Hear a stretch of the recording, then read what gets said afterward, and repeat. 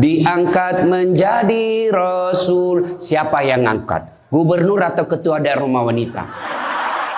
Oleh Allah yang kuasa. Allah itu siapa, Mak? Pencipta alam semesta. Itu lagu ibu-ibu dulu, mengajarkan sejarah Nabi. Sekarang apa lagu-lagunya ibu-ibu? Modern mereka, sarjana, istri pejabat, tapi tidak tahu sejarah Nabi. Apa lagunya ibu-ibu sekarang? Yo, yo ayo. Yo ayo, yo ayo. Apa itu ayo ayo? Ayo apa? Ayo apa? Putar ke kiri nona, putarlah ke kanan. Beleng-beleng. Apa itu? Apa gunanya itu lagu-lagumu itu? Putar ke kiri, putar ke kanan. Apa?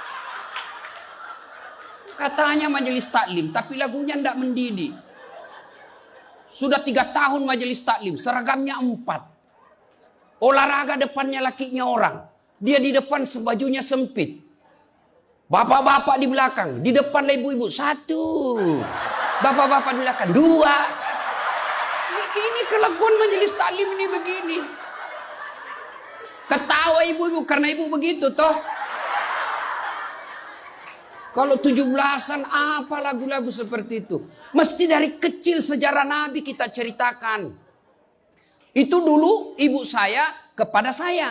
Sekarang kepada anak saya bikinkan lagu supaya dia tahu anak Nabi. Anak saya namanya Cek, saya ajari. Cek, nah nyanyi nak. Anak-anak Nabi ada 7 orang.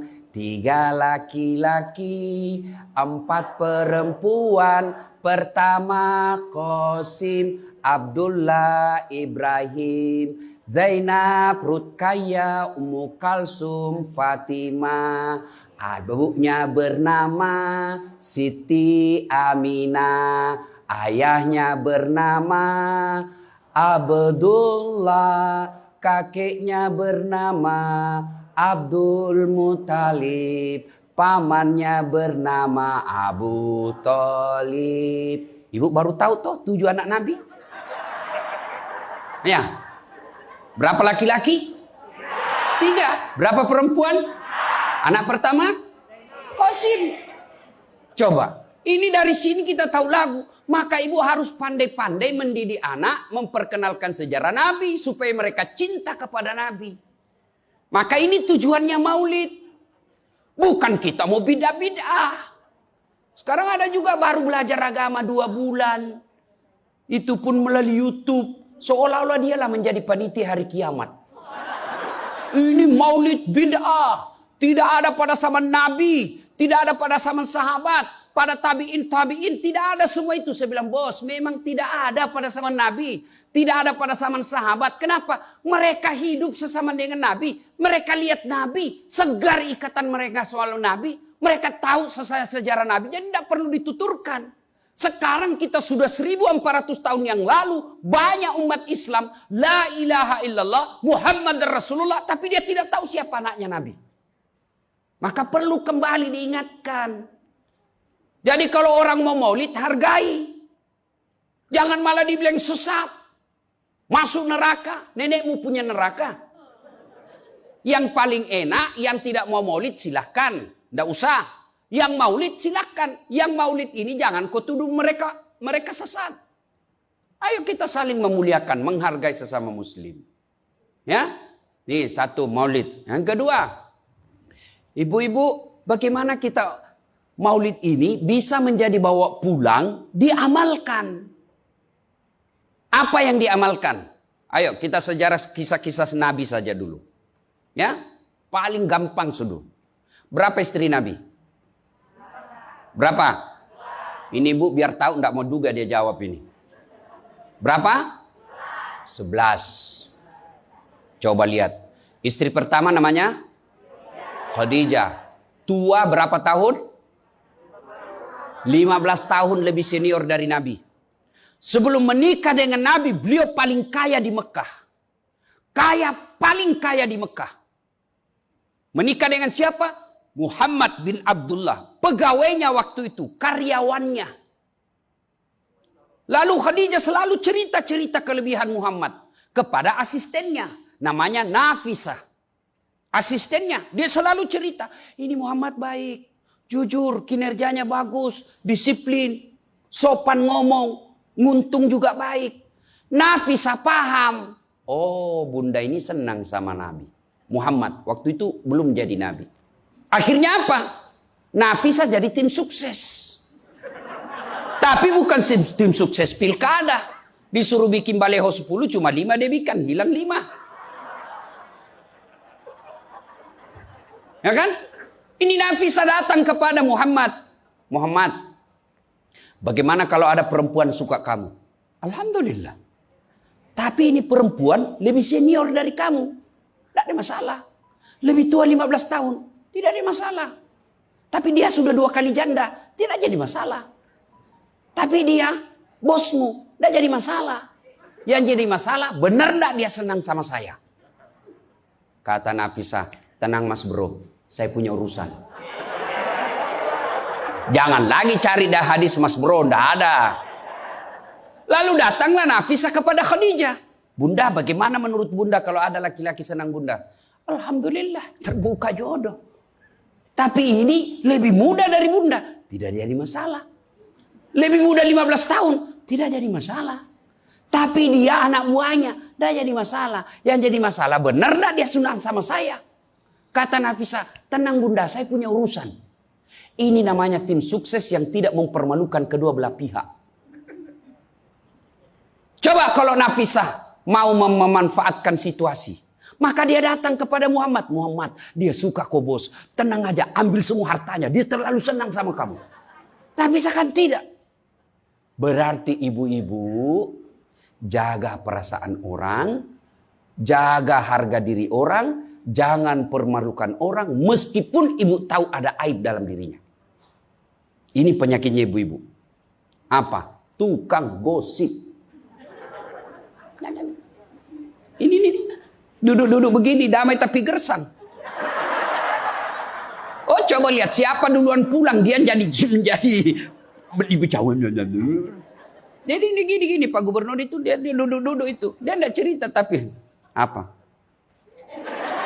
Dia mulutnya enggak ngomong tapi bibirnya dong. Memang fitrahnya. Apa begitu orang sini? Bukan cuma di sini. Orang Amerika juga tukang gosip perempuannya. Fitrahnya. Maka Nabi katakan kalau perempuan mau selamat, jaga mulutnya, aman dia masuk surga. Cuma kan gampang sekali kita gosip. Lewat teman kita. Apa? Nggak serasi kudungnya sama roknya. Dia bilang iya. Lipstiknya palsu. Kenapa kau tahu? Melengket di giginya. Semua mau diurus. Iya kan? Ini penyakit kita. Semua mau diurus. Ustadz aja dia gosip. Itu juga bajunya waktu di YouTube.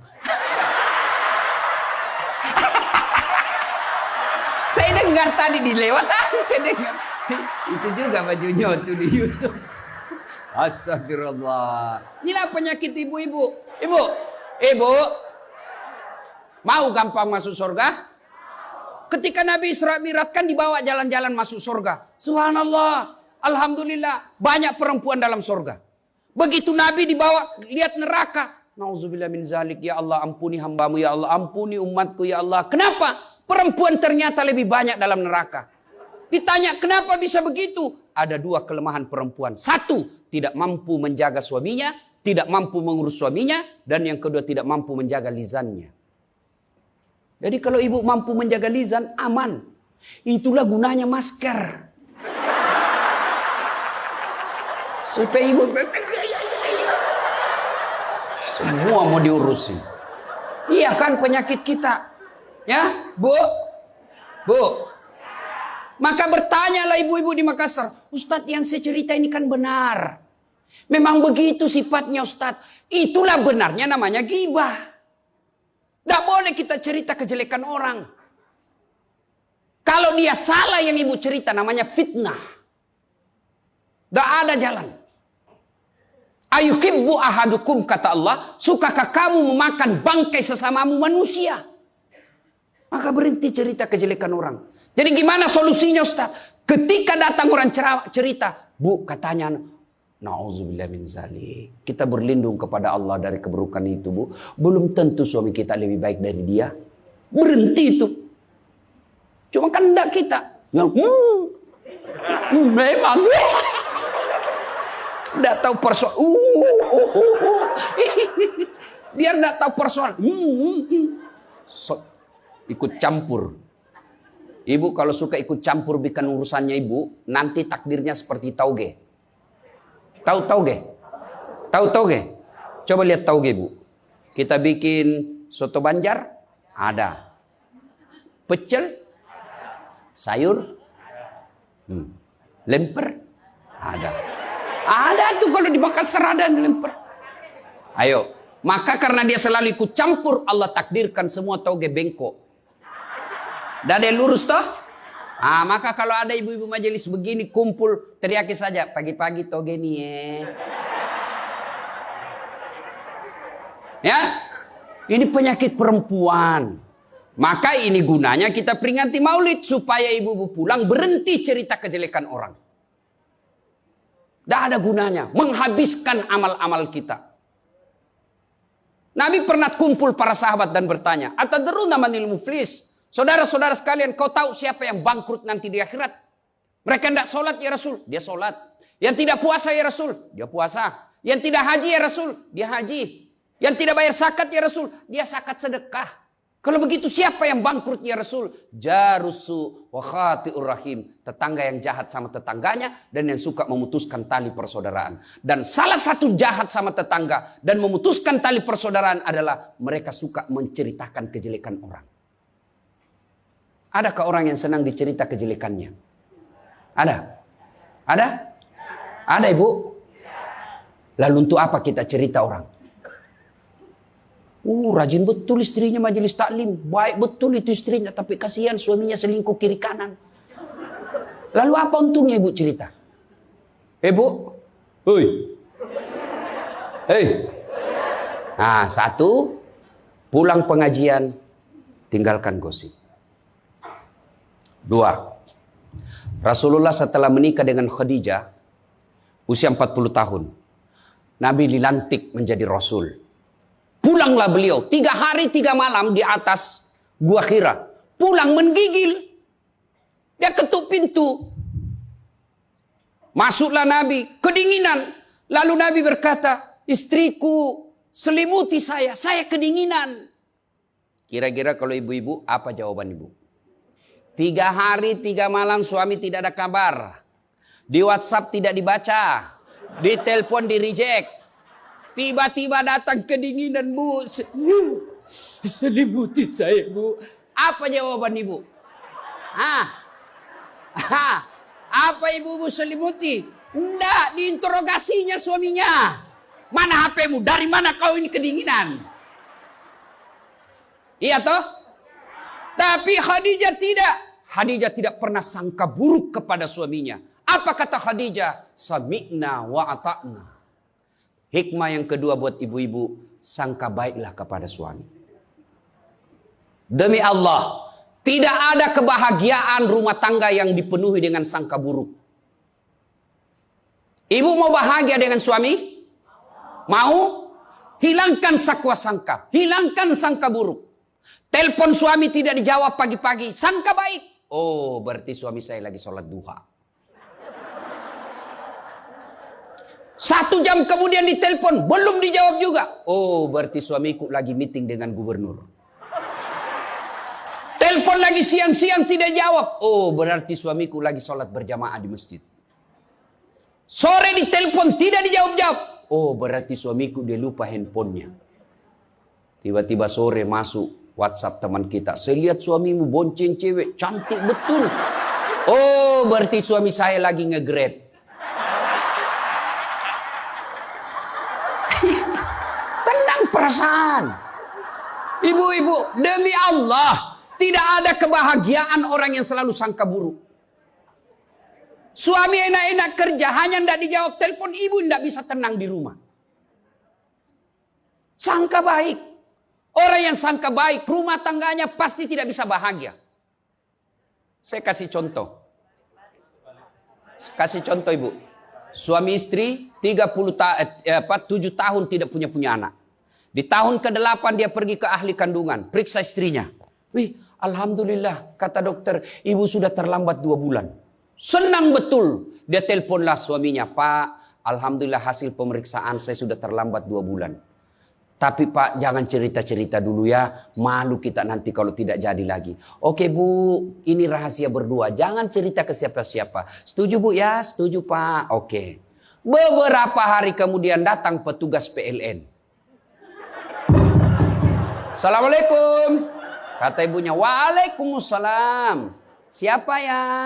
Saya Bu, saya siapa? Petugas PLN. Oh kenapa Pak? Ibu terlambat 2 bulan. Hui. Kenapa dia bisa tahu saya terlambat 2 bulan? Wah, dia mulai curiga sama suaminya. Pasti kelakuannya lagi nih si gendut ini. Kan suaminya gendut. Pasti kelakuannya ini si gendut ini. Pulang suaminya capek. Di jalan macet, kehujanan, baru buka pintu. Memang kau pembohong gendut. Apalagi ini pembohong. Orang capek, pembohong gendut. Apa? Kenapa itu PLN tahu saya terlambat 2 bulan? Pasti kau yang cerita. Bukan saya. Kenapa? Wah, suaminya juga marah digendut-gendutin. Dia datang ke PLN. Ada apa kau tahu-tahu istriku terlambat 2 bulan? Dia bilang ini ada catatannya Pak. Kau hapus ini. Ya boleh Pak, tapi Bapak bayar dulu. Kalau saya tidak mau bayar, ya terpaksa punyanya Bapak diputus. Kalau punya aku diputus, apa dia pakai istri saya di rumah? Dia terpaksa pakai lilin.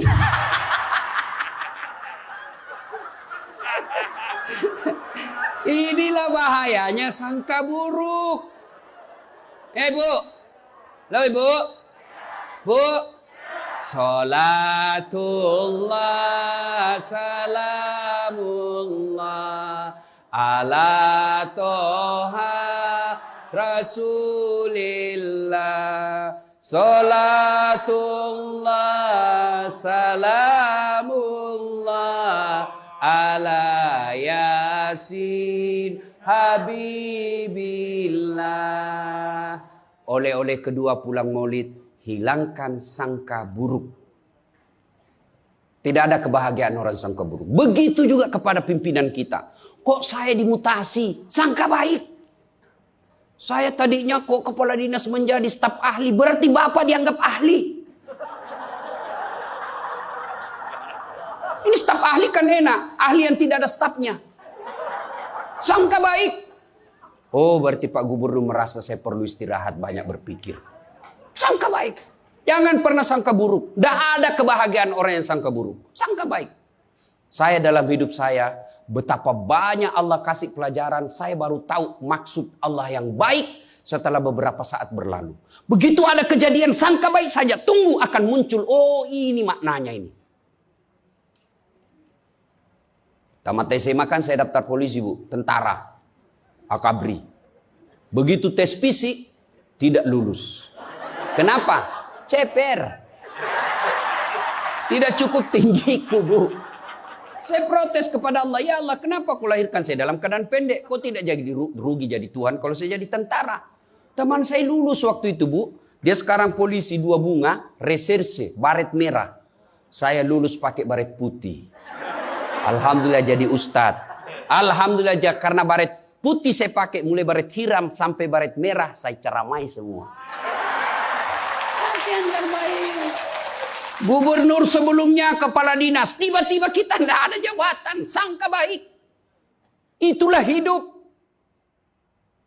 Jangan pernah sangka buruk. Begitu juga kepada suami, sangka baik. Tidak ada ketentraman bagi rumah tangga yang selalu disertai sangka buruk. Dan ibu enaknya jadi istri karena ibu tidak tanggung dosanya suami. Saya bilang sama istri saya, Mama nyecek. Kan ibu-ibu sekarang suka sekali periksa handphone. Untuk apa periksa handphonenya suami Bu? Coba jelaskan saya, untuk apa? Ayo yang suka periksa handphonenya suami ini. Untuk apa Ibu? Setelah tahu ibu mau apa? Ternyata besok-besok ada masalah yang tidak menyenangkan hatimu, apa yang kamu lakukan? Mau diceraikan, saya ceraikan kamu. Daripada kau menderita mendampingi saya, sudah, kita selesaikan baik-baik. Dan kau tidak mungkin Kuceraikan kau pagi, sore saya sudah dapat. Nah sekarang apa maumu? Sakit hati aja. Ayah. Dan hebatnya perempuan Islam, kalian tidak menanggung dosanya suami. Kalian tidak akan menanggung dosa suami. Ya, beda kalau laki-laki.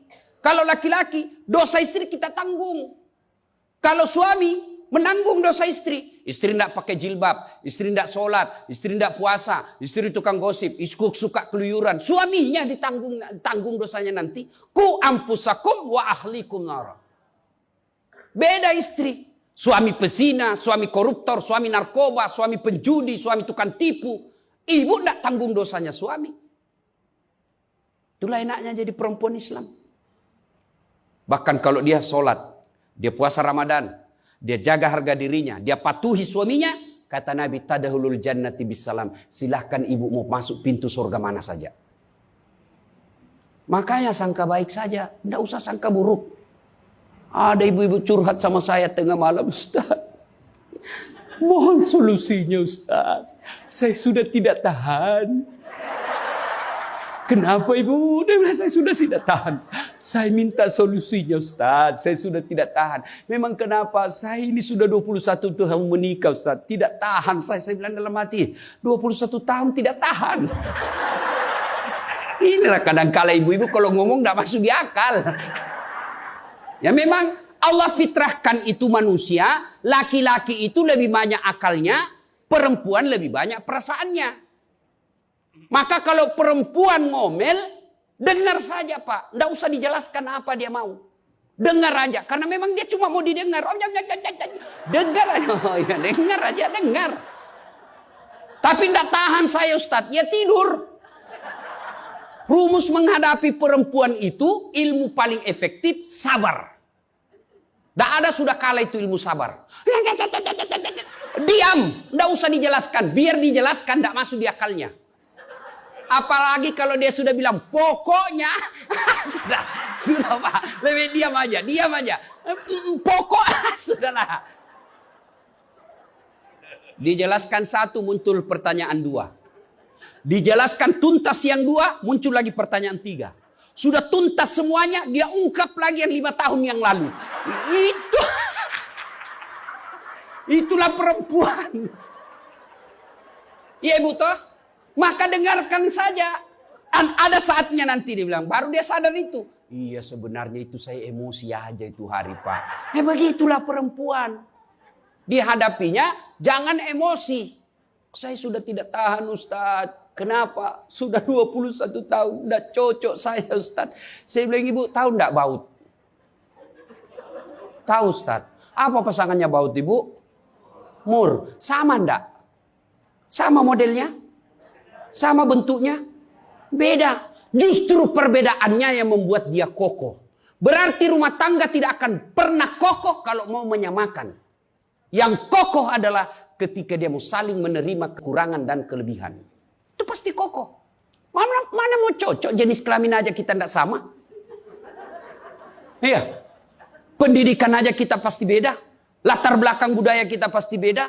Maka yang membedakan itulah kalau kita kelola dengan baik dalam rumah tangga, dengan faktor utamanya sangka baik, insya Allah bahagia rumah tangga.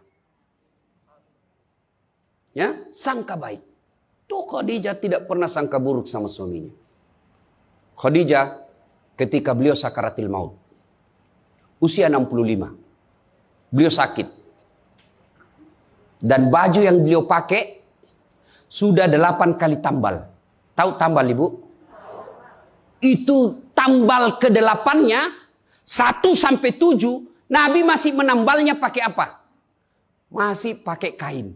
Di tambalan ke-8 beliau pakai pelepah daun kurma. Kenapa? Habis kainnya Nabi. Padahal sebelum nikah beliau orang kaya. Lalu beliau panggillah anaknya, Fatimah ta'al. Fatimah ke sini dulu nak. Kenapa Bunda? Tolong kau mintakan serbannya bapakmu. Ada serban yang selalu dia pakai bapakmu itu terima wahyu. Tolong sampaikan ke beliau. Saya minta untuk saya jadikan kain kafan. Mudah-mudahan serban itu Allah hindarkan saya dari azab kubur. Mendengar ini Fatimah berkata, Bunda aja yang minta sama bapak. Dengar jawaban Khadijah. Saya malu minta sama bapakmu, nak. Habis hartanya untuk bantu Rasulullah, minta serban, malu. Kira-kira masih ada istri sini malu minta sama suaminya? Pak Gubernur, masih ada kira-kira malu minta sama suami? Bukan diminta, dicuri. Ayo, itulah Khadijah. Maka jangan heran Khadijah meskipun sudah wafat, beliau tidur bersama Aisyah. Beliau tidur bersama Aisyah. Tapi siapa yang dikenangnya? Khadijah. Rasulullah hanya berkata, seolah-olah saya mendengar trompa kakinya Khadijah. Seolah ada Khadijah dalam rumah kita. Aisyah cemburu. Ya Rasulullah, ada apa sih kelebihan Khadijah? Khadijah sudah wafat. Kau nikahi 2 kali janda. Lebih tua dari kamu. Kenapa Khadijah terus? Dengar jawaban Nabi. Kau tidak pernah mampu mengimbangkan, menyandingkan atau menyamakan dirimu dengan Khadijah. Ketika tidak ada orang percaya kepadaku, Khadijah orang pertama yang percaya kerasulanku. Ketika orang memboikot saya tidak boleh bertransaksi ekonomi kepada Muhammad, hartanya habis untuk membantu perjuangan dakwah. Maka jangan heran Rasulullah sangat mencintai Khadijah. Jadi kalau ibu mau dicintai suami lahir batin, jadilah seperti Khadijah. Bukan karena cantiknya, bukan karena kayanya, tapi kebersihan hatinya Khadijah. Kita itu laki-laki kan tergantung perempuannya. Kalau perempuannya baik, akhlaknya baik, tidak mungkin tergoda suami. Ibu mau? Suami tidak macam-macam mikirnya. 3 aja resepnya. Pegang ini, kau kuasai suamimu. 1. Buat matanya senang. Artinya apa? Ibu penampilan cantiklah di depan suami. Kalau suami senang selalu pakai baju merah, pakai itu baju merah tiap hari. Kalau suami senang warna-warna emas, pakailah itu tiap hari. Ya. Tapi saya tidak senang warna begini, Ustaz. Bukan untuk ibu, tapi untuk menyenangkan suami. Dandannya seorang istri, menyenangkan hati suami. Itu ibadah buat seorang wanita. Yang kedua, buat perutnya senang. Bagaimana caranya? Bikinlah masakan kesenangan suami. Kalau tidak bisa tiap minggu, sekali sebulan. Ketika terima gajinya suami, terima honornya suami, ya WhatsApp suami, SMS suami, telepon suami. Bang, jangan makan di luar hari ini. Hari ini saya masak spesial buat abang. Masakan kesenangan saya sudah siapkan di rumah bang. Aman bang, jangan makan di luar. Ini hari spesial buat abang. Senang kita jadi suami. Itu saya kalau terima SMS WhatsApp begitu, mamanya cek di rumah dia goreng baru dia kirim. Rasanya kita mau cepat pulang. Ibu pernah WhatsApp suaminya begitu? Paling di WhatsApp, bang jangan lupa singgah beli telur. Bang habis gas.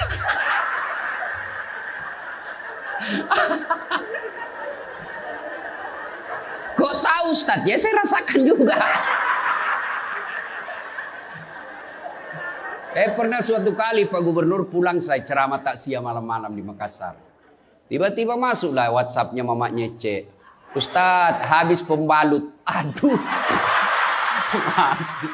Tidak mungkinlah sopir saya suruh ini istri saya. Sudahlah, saya singgah, saya berdoa mudah-mudahan tidak ada yang kenal saya. Begitu saya bayar, ada ibu-ibu datang, Ustaz beli pembalut. Saya jengkel, langsung saya balik. Biar daripada saya melahirkan, udah. Tenang perasaan. Mungkin ego kita ini buat kita juga laki-laki, ya. Kadangkala ego naik, masa saya eselon, masa saya kepala dinas, masa singgah beli pembalut. Jangan lihat eselonnya. Pakai ilmunya Umar bin Khattab. Umar bin Khattab, ada sahabat yang selalu mau datang, mau laporkan istrinya. Kenapa? Istrinya suka ngomel. Maka dia berharap Umar panggil istrinya supaya dinasehatin. Begitu dekat dengan Umar bin Khattab, dekat dari rumahnya Umar, dilihatnya Umar juga dimarahi sama istrinya. Balik dia bilang, Pak Umar aja dimarahin. Balik besok ketemu, ya Amirul Mukminin, presiden lah waktu itu. Saya lihat kemarin Anda istri ngomel-ngomel, Anda senyum saja. Dengar ini jawaban bapak-bapak ini, para pejabat nih yang hadir. Dengar apa jawaban Umar. Begitulah cara saya berterima kasih kepada istriku yang telah hamil, melahirkan, dan menyusui anak saya. Coba, hilang itu emosi Pak, hilang itu harga diri. Kalau kita sudah ingat bagaimana susahnya itu ibu melahirkan, hamil. Masih ingat ibu-ibu waktu hamil? Masih? Ada ndak enaknya itu orang hamil? Untung saya tidak pernah hamil. Oh, coba ibu-ibu kalau hamil, jalan aja setengah mati. Aduh, sudah mau mau duduk aja, mana ada ibu hamil langsung duduk aja. Udah standar samping dulu itu kasihan. Iya ibu, ya benar. Kalau kita laki-laki paling ngidam. Ustaz, apa doanya berhenti ngidam istri? Ngidam apa istrimu? Nanti dia bisa tidur kalau dilihat saya di atas lemari Pak Ustaz. Jadi kalau istrinya mau tidur jam 10, setengah 10 sudah di atas lemari. Saya berhenti kau dongo-dongo itu dikasih kerja di konsum. Yang kedua kata Umar, begitulah cara saya berterima kasih kepada istriku yang telah melahirkan anak saya. Masih ingat waktu melahirkan? Masih? Ada ndak ibu-ibu melahirkan senyum? Ada? Mentang-mentang istri gubernur keluar sayang. Setengah mati juga biar istri gubernur. Nggak ada. Itulah susahnya jadi perempuan. Maka ketika suami disuruh sama istri, bayangkan sulitnya melahirkan. Yang ketiga kata Umar, begitu cara saya berterima kasih yang telah menyusui anak saya. Masih ingat waktu menyusui? Masih? Terutama waktu tumbuh giginya.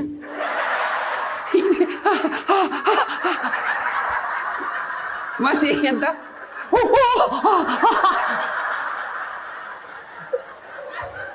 Untuk saya tidak pernah rasakan. Kalau digigitkan, mana dia ditinjau nanya, kok gigit saya? Tidak, dia usap, lepas nak. Iya ibu, iya. Siang anaknya, malam.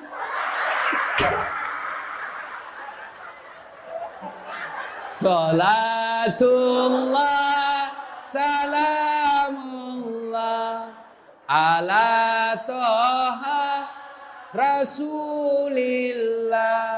Salatullah, salamullah, ala yasin.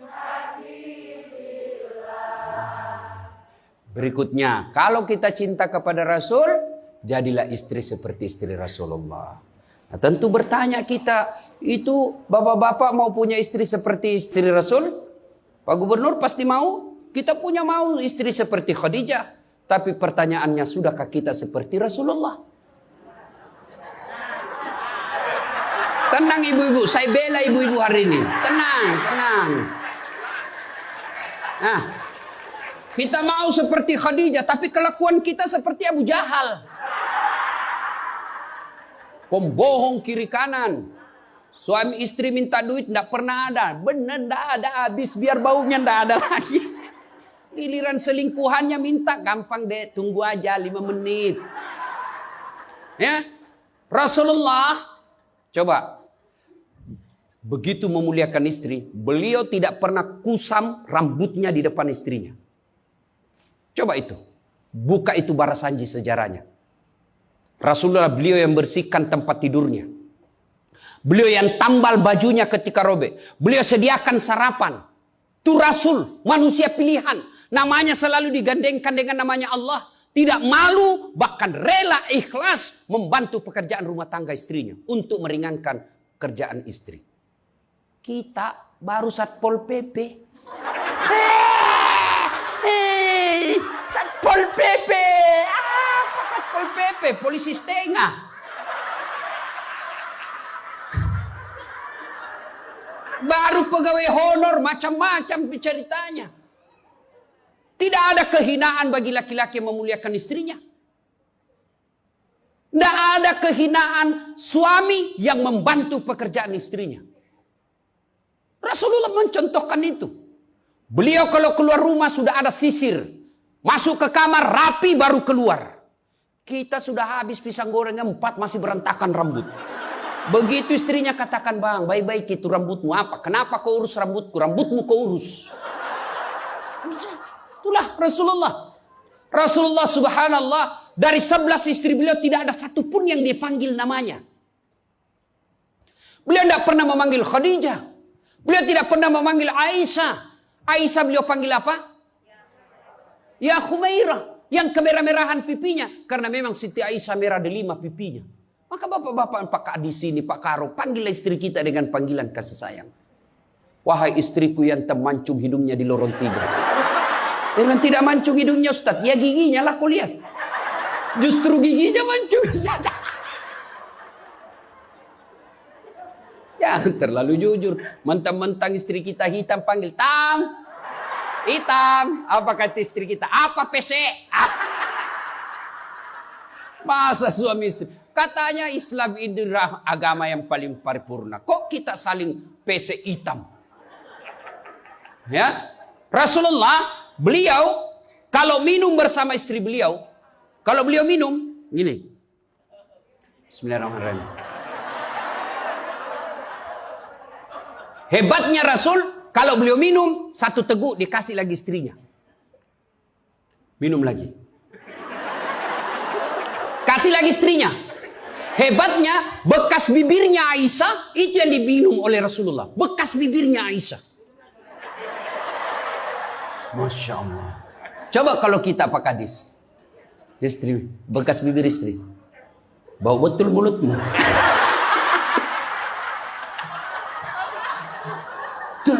Maka kalau ibu bapak mencontoh Rasulullah, maka rumah tangga pasti bahagia. Dia bukan cuma surga akhirat menunggunya, di dunia dia sudah dapatkan surga. Nggak usah ikut parenting, quality time. Apa itu? Belajar saja sama diri Rasulullah. Kita ini sudah miskin di dunia. Rumah tangga kita kadang-kala ngontrak-ngontrak. Tidak tahu lagi kewajiban istri kepada suami. Suami tidak tahu kewajiban kepada istri. Maka di dunia dia susah sanggara. Di akhirat apalagi nanti. Maka kalau kita tidak bisa dapatkan kekayaan sorga di dunia. Dengan harta. Maka dapatkan kebahagiaan itu dengan memperbaiki hati dalam rumah tangga. Suami tahu kewajiban kepada istri. Istri pun melaksanakan tugasnya kepada suaminya. Itu Rasulullah. Rasulullah subhanallah. Manusia mulia tidak pernah menghina istrinya. Maka jadilah suami seperti Rasulullah Muhammad SAW. Ibu bapak saudara-saudara sekalian. Suatu kali Umar bin Khattab menangis. Tiba-tiba ketawa lagi. Menangis lagi. Datanglah sahabat bertanya. Wahai Umar, kok sudah gila apa? Umar waktu itu sudah jadi presiden. Beliau katakan, bagaimana saya tidak ketawa? Saya mengingat waktu sebelum datang Muhammad SAW. Saya pernah memakan Tuhanku. Dia bikin berhala dari roti, lalu dia makan itu Tuhannya. Dia bilang, bayangkan hebatku dulu sebelum ada Muhammad. Tuhan pun saya makan. Kan dia ketawa. Lalu kenapa engkau menangis ya Amirul Mukminin? Saya bayangkan sebelum Nabi Muhammad SAW datang di tengah-tengah kita. Saya pernah mengambil anakku yang masih orok, merah. Saya rebut dari istriku. Lalu saya bawa ke belakang rumah. Saya gali pasir. Saya tanam sendiri anak perempuanku itu. Lalu saya timbun, saya lompat-lompat di atasnya karena saya anggap ini perempuan anak pembawa sial. Begitu zaman jahiliyah. Alhamdulillah setelah ada Muhammad. Mampu melahirkan kita seperti sekarang ini. Bisa membedakan yang hak dan yang batil. Berarti Rasulullah dikenang kehebatannya. Karena berhasil memimpin, mengarahkan umatnya. Dari jahiliyah menjadi seperti yang kita nikmati sekarang ini. Berarti Pak Gubernur, kalau Bapak ingin dikenang sebagai pejabat, bukan hanya memperbaiki diri, tapi memperbaiki rakyat Sumatera Selatan. Dan Alhamdulillah saya senang sekali mendapat berita Bapak punya program yang sangat memuliakan kebaikan. Bukan Islam, kebaikan. 1 desa, 1 lurah, 1 rumah tahfiz. Meskipun Bapak sudah tidak menjabat sebagai gubernur, Selama rumah tahfiz itu dimanfaatkan, maka itu akan menjadi amal kebaikan dunia sampai di akhirat. Tapi percayalah, tidak mungkin Pak Gubernur hebat tanpa didukung sama istri. Tidak mungkin. Ini istri tidak kelihatan perannya, tapi menentukan SK. Benar. Biar Pak Gubernur senang sama Bapak, kalau istri Pak Gubernur tidak senang, berpengaruh itu tanda tangan. Memang sudah itu begitu yang namanya kehidupan manusia. Saya juga tidak bisa hebat ceramah begini kalau istri saya tidak mendukung. Saya mau bikin naskah, digangguinya saya. Pergi ke sama bapakmu, cepat kau ambil itu. Nangis anak, mana bisa kita bikin naskah? Begitu kita mau ceramah, dia curi kita punya naskah. Apa? Mana bisa? Allah Subhanahu Wa Taala berfirman, mana sudah ini? Mana naskah kita? Maka yang terpenting kembali dalam maulid kali ini, mari jadikan rumah tangga kita sebagai pintu sorga, meraih sorga yang sebenarnya. Jangan berpikir di dunia tidak ada sorga. Kita kan selalu berdoa, fid dunya hasanah, wa fil akhirati hasanah. Selamat di dunia, selamat di akhirat. Apa itu fid dunya hasanah? Menurut para ahli tafsir Al-Quran, hasanah di dunia itu, sorganya dunia itu, mengandung 4 komponen. 1, punya pasangan yang baik. Jadi kalau istri bagus agamanya, suami bagus agamanya, suami bagus akhlaknya, istri bagus akhlaknya, sudah 1 komponen sorga didapat. Yang kedua, punya anak yang soleh dan soleha. Tidak ada gunanya pangkat jabatan kalau anak kurang ajar. Ibu-ibu nih, kalau ibu meninggal siapa yang doakan? Suami. Tidak bakal, dia kawin lagi. Siapa yang doakan? Anak. Maka berhasilan ibu, saya setuju dengan pernyataan Pak Gubernur. Kalau mau hebat ini provinsi kita, ibu-ibunya harus menjadi pesantren pertama. Sayang, seribu sayang, ibu-ibu sekarang banyak yang gagal mendidik anak. Dihormati di luar, dimuliakan di kantor, sampai di rumah dimaki-maki sama anaknya. Itu siapa yang gagal? Ibunya. Kita kadang-kala bahagia, hebat kalau anak kita pintar bahasa Inggris. Hebat anaknya Ustadz, pintar bahasa Inggris. Apa hebatnya? Banyak yang bisa begitu. Masa banyak Ustadz? Ya sudahlah, ke Inggris lihat itu anak-anak di sana.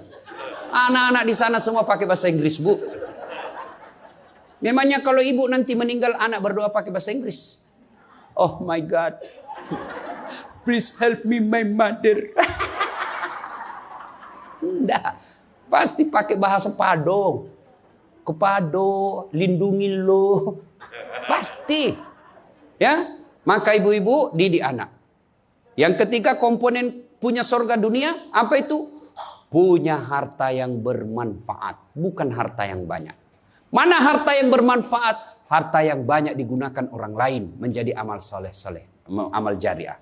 Bu-ibu nih, yang punya emas berlian, cincin. Ayo ibu, kalau ibu meninggal siapa yang punya itu? Siapa? Anak, istri kedua. Bukan anak, istri kedua yang pakai. Maka sedekahlah sebelum tiba saatnya. Dan yang keempat, surganya dunia, punya teman yang baik. Bukan teman kepentingan politik dan kekuasaan. Teman yang baik itu meskipun kita sudah pensiun masih baik sama kita. Meskipun kita sudah miskin masih baik sama kita. Itulah teman yang baik. Dan nerakanya dunia ketika kita punya jabatan. Banyak teman kita. Pas kita hilang jabatan semua menjauh dari kita. Itu nerakanya dunia. Nah ibu bapak saudara-saudara sekalian. Mari mewujudkan ini melalui maulid. Maulid ini tidak ada guna kalau kita pulang tidak diamalkan. Minimal amalkan dengan menjadi suami yang baik. Dan istri yang baik. Terakhir. Kalau kita mencintai Rasulullah, maka kita ikuti sunnah-sunnahnya. Apa sunnah? Yang gampang-gampang, tidak usah berat-berat. Mulai hari ini, oleh-oleh khusus ibu, kapan dan dimanapun selalu ada wudhu. Coba ibu amalkan. Bapak-bapak pegawai, bapak mau pergi kerja, wudhu dulu. Mau pergi jemput anak, wudhu dulu. Mau pergi pengantin, wudhu dulu. Mau pergi kemana saja ikuti Pak Gubernur yang katanya tidak ada liburnya. Ya. Sudah ikuti dengan ada wudhu. Orang yang selalu ada wudhunya, innallaha yuhibbut tawwabina wa yuhibbul Mutatakhirin, dicintai oleh Allah Subhanahu wa taala. Ibu bapak saudara-saudara sekalian, banyak yang ingin kita sampaikan, tapi waktu jualah yang membatasi kita. Insya Allah lain waktu dan kesempatan kita akan lanjutkan.